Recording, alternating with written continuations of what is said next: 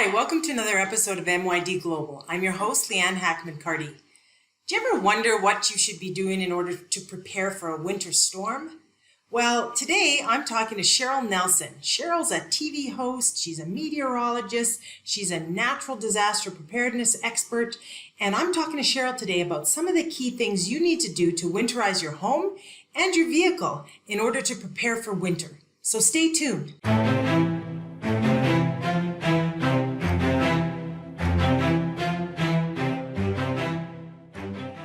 Hey Cheryl, good to see you. Hey Leanne, thanks so much for having me. I appreciate it. Well, before we get started on today's topic, can you just tell the viewers a little bit about yourself? Absolutely. So my name is Cheryl Nelson, and I am a broadcast meteorologist, a disaster preparedness expert. I do a lot of travel, home, and family preparedness as well. My degree is in meteorology from Penn State University, and I'm also the founder and owner of my own company called Prepare with Share, short for Cheryl, LLC. And I spent a lot of time talking to groups, talking to people, and helping families and their pets prepare for all different types of weather disasters. So anything from winter weather to hurricanes to tornadoes and flooding, heat waves, you name it, I'm here to help people prepare for whatever life throws at them. And that is awesome, because I think a lot of people just assume it's never going to happen to them. And so they don't even think about preparing until after the fact. So the work you're doing is really important. So tell me a little bit. We're going to talk today about winter preparedness. And as you know, I'm in Canada, you're in the US, where we live. It tends to get a little cool sometimes. And just curious from your perspective on some tips on winter preparedness. Yeah, thank you. And it does. I mean, a lot of us have already experienced some chilly weather so far this season.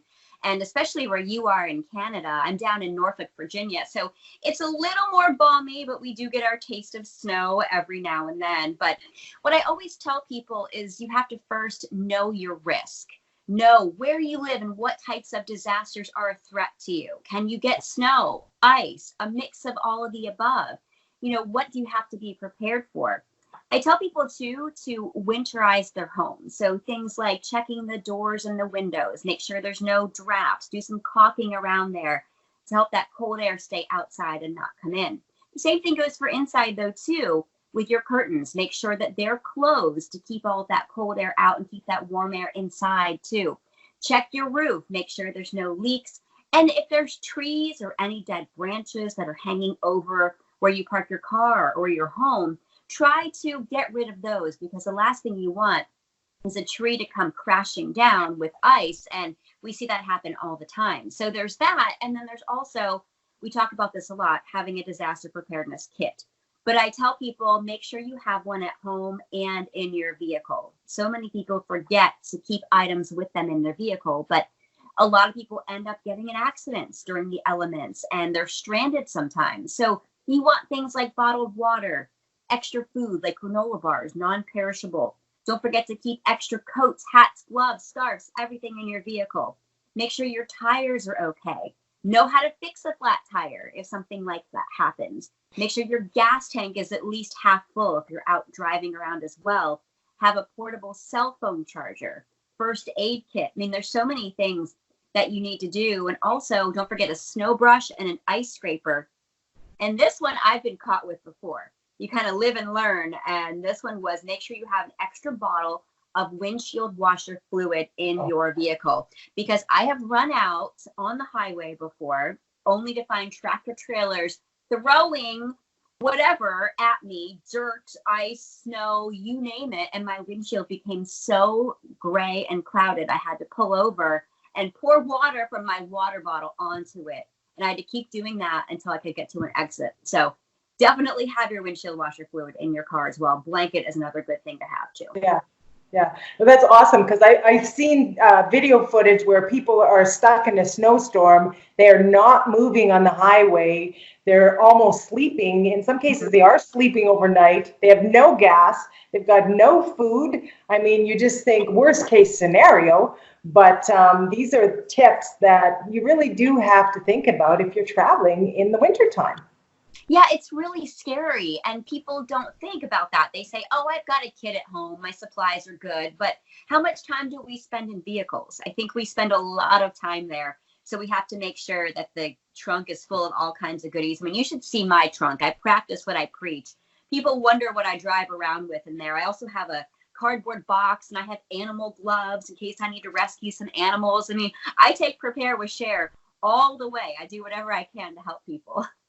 That is awesome, because I think it's such a timely message, especially for those of us who do live in cold climates, because you can never be too prepared. Is there anything else you can think of as far as resources that would be helpful for people? Yeah, absolutely. Yeah, I want them to consider what they would do if they lost power. I mean, that's especially scary in the winter when it's cold because we're so dependent on electricity and heat.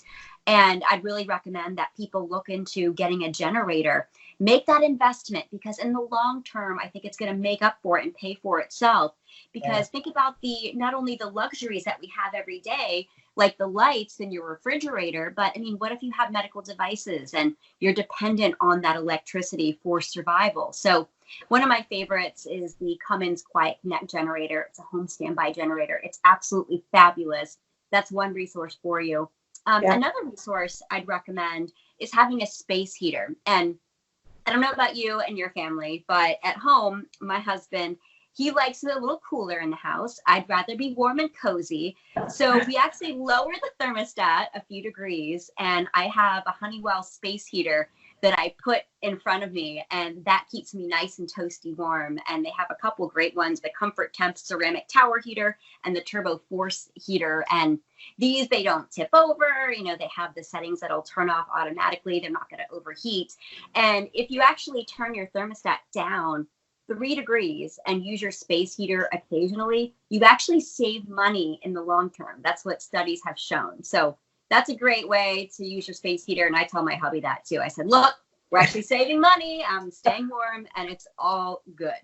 Yeah, no, that's awesome. I was just, as you were talking too, I was thinking as a parent with 2 teenage kids, when we go anywhere in the wintertime and they're dressing like they live in Mexico, any tips for what I could maybe use to tell them, hey, if something happens to our vehicle and it's minus 30 degrees centigrade, just some tips you might have.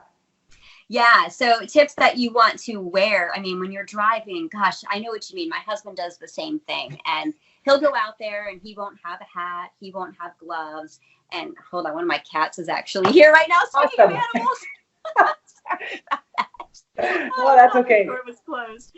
But yeah, I mean, you got to make sure you have all those clothes with you because it's so important. You don't want to be out in short sleeves and minus negative temperatures there. And frostbite, you got to watch out for that. Hypothermia is another one. You don't want to get that either. I mean, those are so dangerous. And honestly, it doesn't take that long to get those symptoms. If your fingers start to go numb or they start to turn, whitish and they get clammy, you can easily get frostbite. And then with hypothermia, you can start to feel lethargic, your heartbeat, it slows down and you get really cold and you're shivering. But when your shivering actually starts to stop, that's dangerous because that's when you can become unconscious and then that could be really life-threatening. So you got to make sure that you're always prepared for the elements.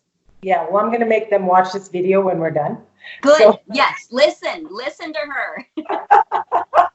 Awesome. Well, Cheryl, thank you so much for taking the time. I'm hopeful we can connect again and talk on a different topic. But thank you so much. And all the work you're doing, I will include links to your website, and so people can find more preparedness tips there. And is there anything else you want to say before we sign off? I would just say thank you so much for all the work that you do as well. It's a very important topic, so I'm glad that we're getting this information out there. I really appreciate the time today, and I look forward to chatting with you again soon. Awesome. Well, thank you. Take care.